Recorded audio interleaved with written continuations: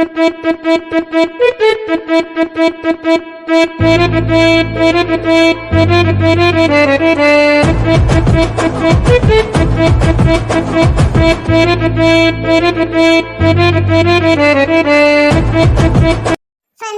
12th economics புக்ல lesson 1 introduction to macro economics லெசனோட one word questions பார்த்தோம். Lesson 2 national income லெசனோட 1 mark question ஷார்ட்கட்டா பார்த்தோம்.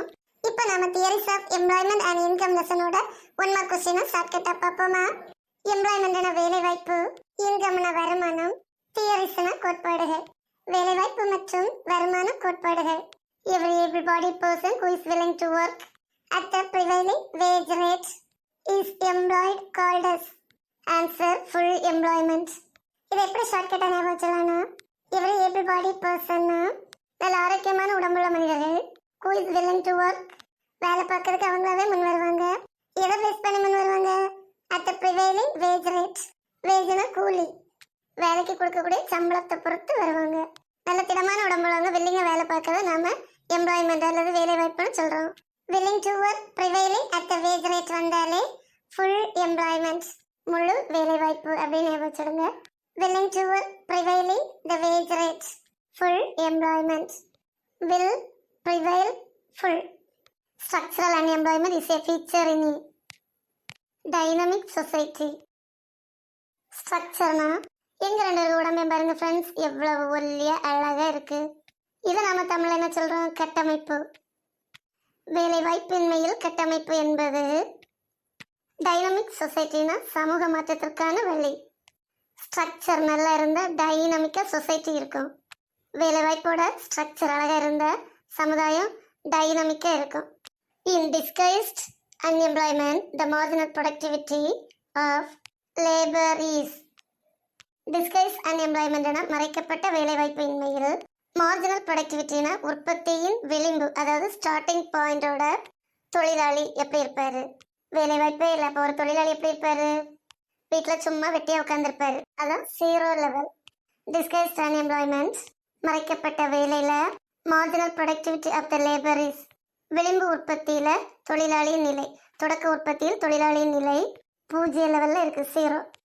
டிஸ்கைஸ்ட் அன்எம்ப்ளாய்மெண்ட் ஞாபகம் வச்சுக்கோங்க. மார்ஜினல் ப்ரொடக்டிவிட்டி ஆஃப் த லேபரை ஞாபகம் வச்சுடுங்க. மார்ஜினல் ப்ரொடக்டிவிட்டி ஆஃப் லேபர் வந்தாலே 0. 0 இஸ் பெட்டர் தேன் காப்பி. படிக்காம வந்து காப்பி அடிக்காம எழுதணும்னா 0 லெவலில் தான் நாம இருப்போம் அப்படின்னு ஞாபகம் வச்சுடுங்க. The main concept of the classical economic theories.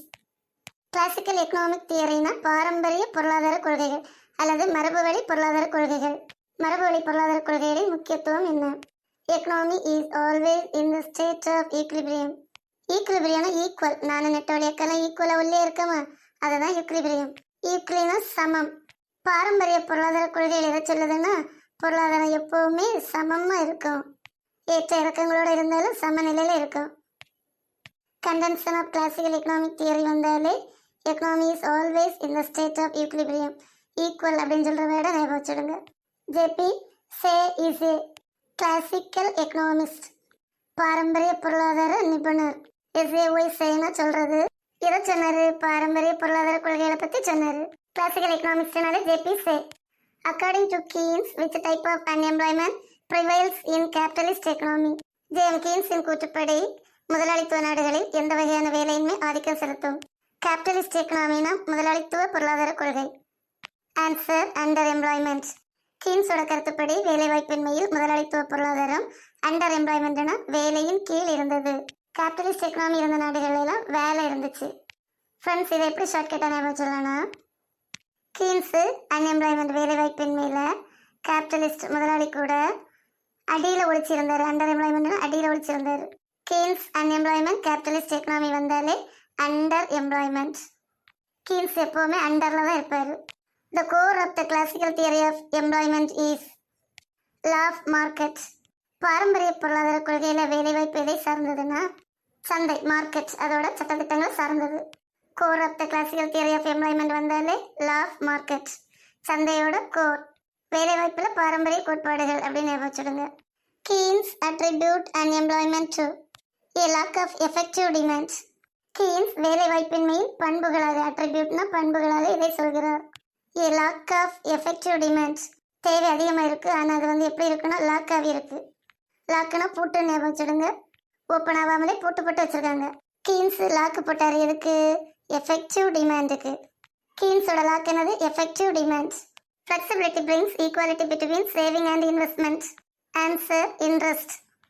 எதில் எல்லாம் ஃப்ளெக்சிபிளாக இருக்கணும்? சேவிங் சேமித்தல், இன்வெஸ்ட்மெண்ட் முதலீடு. இந்த ரெண்டுலேயும் வந்து ஃப்ளெக்சிபிளாக இருக்கணும். அப்படி நம்ம ஃப்ளெக்சிபிளாக இருக்கும்போது இன்ட்ரெஸ்ட் வட்டி அதிகமாக கிடைக்கும்.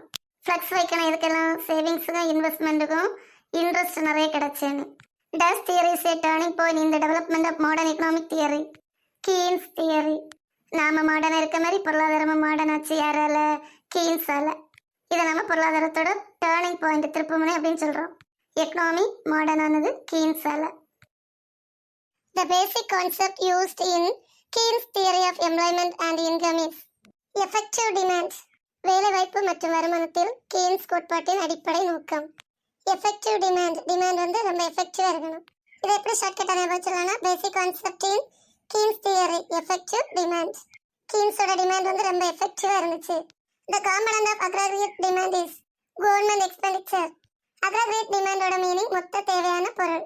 ஒரு பொருளோட டிமாண்ட் எப்போ அதிகமாக இருக்கும்னா செலவு அதிகமாக இருக்கும்போது, அதுவும் அரசாங்கத்தோட செலவு அதிகமாக இருக்கும்போது. அக்ராகிரேட் டிமாண்ட் வந்தாலே கவர்மெண்ட் எக்ஸ்பெண்டிச்சர்.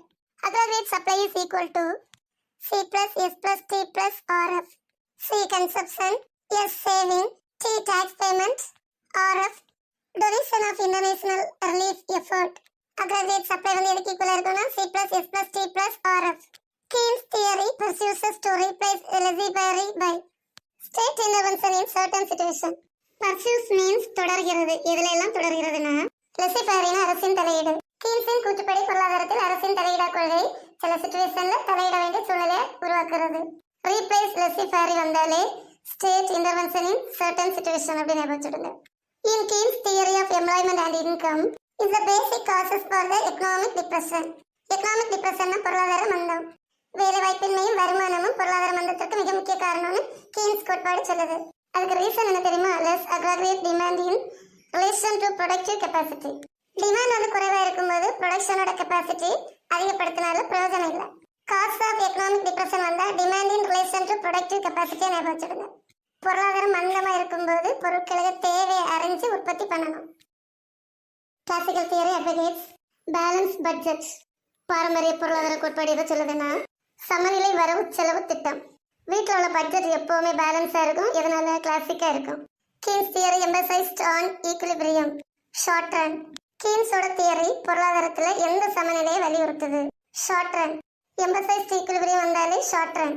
கீன்ஸ் கிரிக்கெட்ல ஈக்குவலா ரன் எடுக்க ஷார்ட்டா ரன் பண்ணாரு. According to the classical theory rate of interest is a reward for. பாரம்பரிய பொருளாதார கோட்பாட்டின்படி வட்டி வந்து எதோட பரிசு? சேவிங்ஸ். நம்ம சேவ் பண்ணதுன்னா இன்ட்ரெஸ்ட் கிடைக்கும். எப்பவுமே நாம பண்ற சேவிங்ஸோட reward interest. In Keynes theory the demand for and supply of money are determined by rate of interest.